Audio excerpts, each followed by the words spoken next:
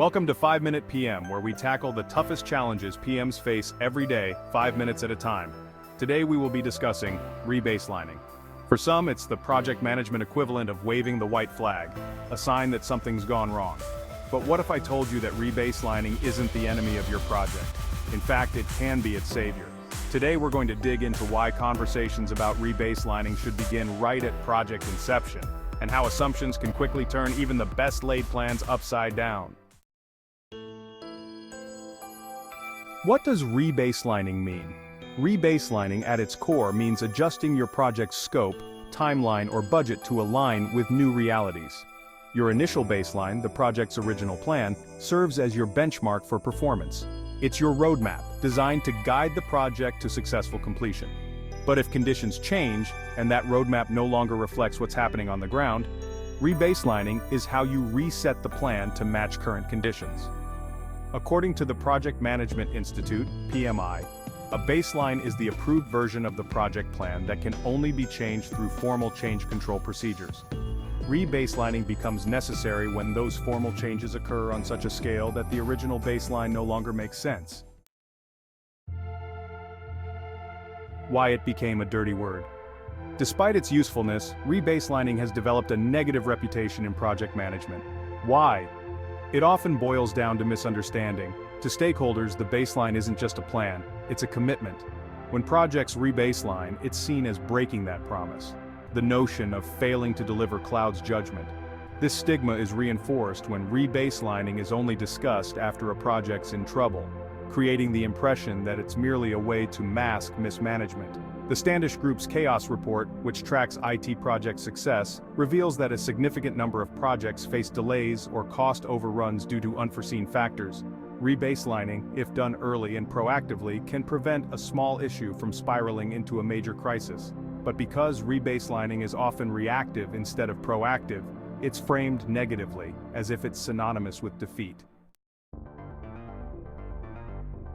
Why rebaselining conversations should start at inception. The reality is that every project plan is built on assumptions. Assumptions about resources, timelines, external factors, and more. At project inception, we do our best to estimate future conditions, but things rarely stay the same. Key assumptions can quickly become outdated or incorrect as the project progresses. One of the most valuable insights comes from the concept of rolling wave planning in agile and hybrid methodologies.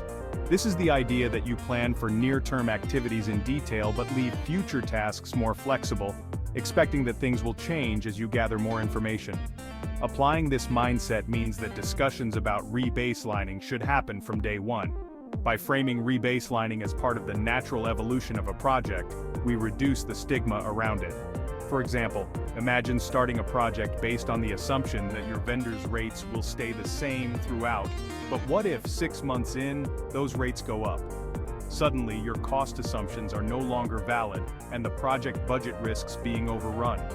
If you've already had conversations with stakeholders about the possibility of rebaselining when assumptions change, it won't come as a shock when the time comes to adjust the cost baseline. Proactive rebaselining based on incorrect assumptions. A key reason rebaselining should be seen as a strategic move is that it allows you to manage projects with more agility. Whether using waterfall, agile, or a hybrid methodology, the assumptions baked into the initial project baseline are subject to change. This is true in every industry, from construction to software development. One great example comes from NASA's James Webb Space Telescope project, where initial timelines and cost estimates were rebaselined multiple times due to the complexity of the work and unforeseen technical challenges. Without proactive rebaselining, the project would have been labeled a failure. Instead, it was successfully replanned to account for those challenges and launched in 2021. The project managers recognized early on that their original assumptions about scope and cost weren't holding up, and they took action to reset the baseline. Another powerful tool here is the use of the Monte Carlo simulation, which helps predict how uncertainties in assumptions might impact project outcomes. By using tools like these, project managers can anticipate which assumptions are at the highest risk of being incorrect, allowing for earlier conversations about rebaselining if necessary. The pitfalls of avoiding rebaselining. Ignoring the need for rebaselining can cause bigger problems down the line. When assumptions prove wrong and the baseline is not updated, it becomes impossible to measure actual project performance effectively. You're comparing apples to oranges, tracking a project's progress against a plan that no longer reflects reality. This can lead to miscommunication, unrealistic expectations, and ultimately, project failure.